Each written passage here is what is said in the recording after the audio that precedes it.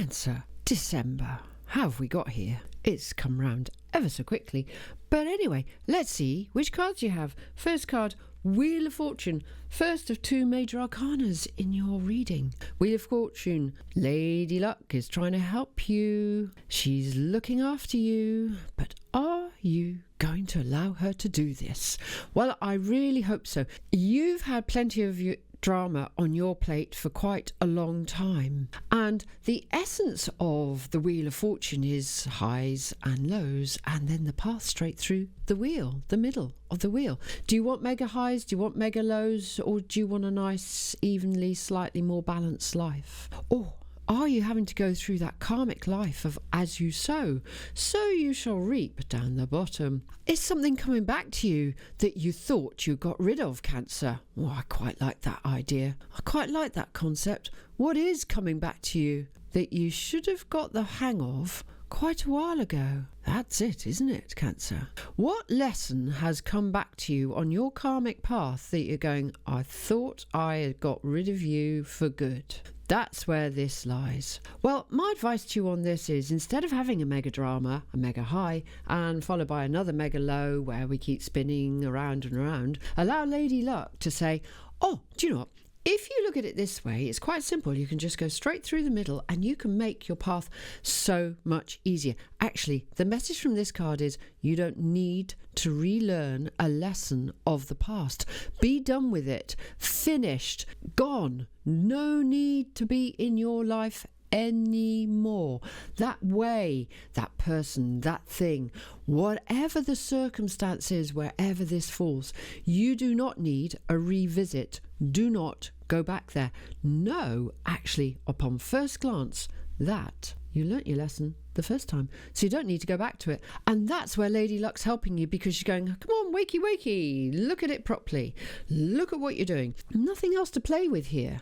You've done the game, you've played it, you may be lost, you may be won, it really doesn't matter. But actually what does matter is that you're the strong person, because the strong person says, I've seen you before, I'm off. The weak person goes, oh, a lesson, come back to see me. Oh, I didn't learn enough before, so I'll just go back in that weakness again and learn what I maybe didn't learn before. You don't need to do that. Learn, understand, move on swiftly. Because your Empress here, she says, your second major arcana, she says, look, you can have the things that you want. You can have the togetherness that you want, wherever that may fall. You can allow everything to be really good for you. Empress is all about creation. It's about birth of ideas, of concepts. It's also about literal birth, but anyway, we'll bypass that. This is about you knowing what you want to do, but you're in your element because you're the Empress. So that birth and that creation has already happened,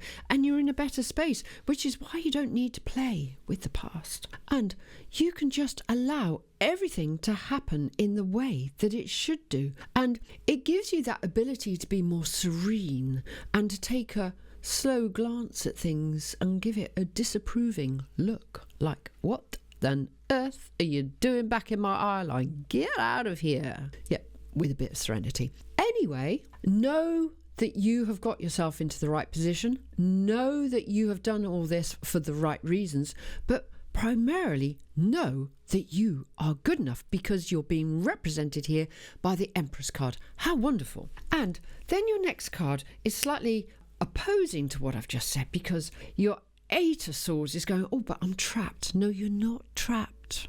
Take off the blindfold, take all those swords out of the ground, because this is just a thought process. It's how you've been thinking. Change the way you think, and you're not stuck anymore. You're not imprisoned. Those were old ways. That was old you. You owe it to you to do something completely different. Take all those swords out of the ground. Take those bandages off around you that are restricting you, that are stopping you from touching anything, stopping you from feeling anything, stopping you from seeing anything, and maybe stopping you from hearing anything. And release yourself from the prison of your mind over one particular situation. And it wasn't you who wasn't good enough. It was someone or something else that wasn't suitable for you. So ditch it. Get rid of it. Because the King of Swords comes in and he says, now, I like direction. and I want to know which direction I'm going in. And again, like the Empress, you've managed to get yourself to a place of power, a place of position. But here this king has his sword in the ground, but he has his wings, and it means that he's impatient. He wants to start going in a new direction. Take the sword out of the ground and let those little wings flutter, and you can start moving forwards. Come on, Cancer. Out of your shell. No more hiding. Allow yourself to move on, Cancer. Allow yourself this new direction that's coming in for you. Allow yourself to get away from the locks and the chains of the imprisonment of your mind on the karmic wheel. Don't feel guilty. Oh yes, that one's really resonating as I say it. Stop feeling guilty, Cancer. There was actually nothing else you could have done. It was beyond your control. It wasn't about you. It was about everybody else. And here the King of Swords says, right, let's barbecue everybody and let's go and do exactly what we want to do. So, Cancer, come out of your shell and swim in the sea with all the other fishes. And then your 10 of coins comes in and it says that you can have the abundance and wealth within your heart. We can only have that abundance and wealth in our hearts when we know we've done all the right things for all the right reasons in all the right ways of how we want to do things. You know that you've got plenty to give, and perhaps in this situation, the karmic pattern, perhaps you gave too much away. Maybe that's it. Maybe you were too kind, you were too generous, you were too considerate. And sometimes that's a crime. Now, with this abundance card coming in, because ultimately this card is about you having enough of everything, but I like the abundance and wealth within your heart. You've got too much to give, but put it in a nice little transparent box so people can see it, but they can't touch it and they can't take it away from you. And more to the point, that box is super glued so you can't give it away to everybody. Make sure in your giving balance to everybody, you only give 1% and allow yourself to receive the other 99% that everybody else gives you.